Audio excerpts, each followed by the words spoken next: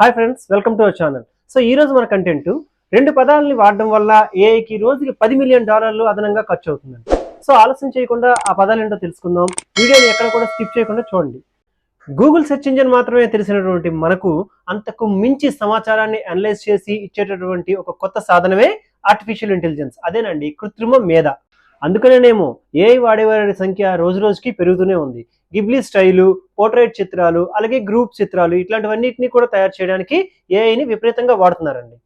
ఈ నేపథ్యంలో చాట్ జీపీటీకి సంబంధించి ఎవరు ఊహించని ఒక ఆసక్తికరమైనటువంటి విషయాన్ని open AI CEO Sam Altman బయటపెట్టారు. కేవలం రెండు పదాలను వినియోగించడం ద్వారా ఏఐ తన ఖర్చు విపరీతంగా పెరిగిపోతుందంటండి. ఆ రెండు పదాలు ధన్యవాదాలు అంటే థ్యాంక్స్, దయచేసి అంటే ప్లీజ్. ధన్యవాదాలు, దయచేసి అనే పదాలని గ్రాఫిక్ ప్రాసెసింగ్ యూనిట్స్ అనేటటువంటి ఒక చిన్న చిప్స్ ఉంటాయండి. ఈ చిప్స్ని అరేంజ్ చేసినటువంటి సర్వర్ను ఉపయోగించి ఏఐ ఉత్పత్తి చేస్తుంది. అయితే ధన్యవాదాలు, దయచేసి అని చాట్ జీపీటీకి ప్రజలు చెప్పడం వల్లే $10 మిలియన్ ఖర్చు చేస్తుందని ఆ కంపెనీ సిఇఓ ఆల్ట్మన్ గారు చెప్పారు. ఏఐ ద్వారా ఒక ప్రశ్నకు సమాధానం వెతకడానికి గూగుల్ కంటే 10 రెట్లు ఎక్కువ శక్తి అవసరం అవుతుందండి. అంటే వినియోగదారులతో ఏఐ మర్యాదగా ఉండడానికి రోజుకి $10 మిలియన్ ఖర్చు అవుతుందన్నమాట.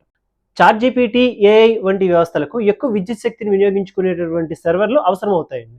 వాషింగ్టన్ పోస్ట్ పరిశోధన ప్రకారము ఏఐ ద్వారా 100 పదాల ఈమెయిల్ని తయారు చేయడానికి అవసరమైనటువంటి విద్యుత్ శక్తి 14 ఎల్ఈడి బల్బులు గంట సేపు వెలిగితే అయ్యేటటువంటి విద్యుత్ శక్తితో సమానం అంట. అలాంటిది ఒక్కసారి ఆలోచించండి, ఏఐకి మనం ప్రతిరోజు ఎన్ని ప్రశ్నలు అడుగుతూ ఉంటాం, కొన్ని లక్షల్లో ఉంటాయి. కాబట్టి దీనికి అవసరమయ్యేటటువంటి విద్యుత్ శక్తి ఊహించడమే మనకి చాలా కష్టం అవుతుంది. అయితే ఇప్పుడున్నటువంటి సర్వర్లన్నీ కూడా వాడుతున్నటువంటి విద్యుత్ శక్తి ఎంతో తెలుసా?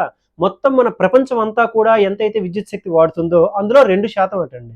పరిశోధకులు చాట్ జీపీటీకి ఒక సంవత్సరానికి 1.059 బిలియన్ యూనిట్స్ ఎలక్ట్రిసిటీ అవసరమని అంచనా వేశారండి. దీనికి దాదాపుగా $140 బిలియన్ ఖర్చు అవుతుందంట. 2026లో ఇది డబుల్ అవుతుందని కూడా ఒక అంచనాలు ఉన్నాయండి.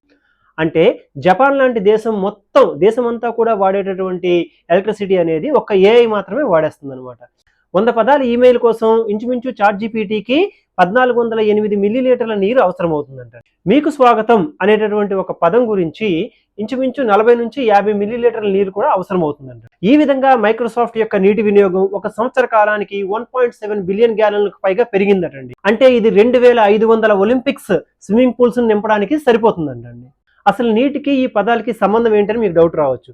అంటే ఏఐకి శక్తినిచ్చేటటువంటి సర్వర్లని చల్లబరచడానికి అధిక మొత్తంలో మనకు వాటర్ అనేది అవసరం అవుతుందండి. ఇక్కడ మరొక ఆసక్తికరమైన విషయం ఏంటంటే ఒక ఏఐ మోడల్ తయారు చేయడం ద్వారా విడుదలయ్యేటటువంటి కార్బన్ అనేది 5 కార్లు వాటి యొక్క జీవితం మొత్తం కాలంలోని కూడా ఎంత కార్బన్ విడుదల చేస్తాయో అంతకన్నా ఎక్కువ అంటండి. గూగుల్ కూడా 2019 నుంచి కార్బన్ ఉద్గారాల్లో 48% పెరిగినట్టు చెప్తుంది. ఇందులో ఎక్కువగా ఏఐ వాడకం వల్లే జరిగిందనే విషయం మనకి తెలుసు.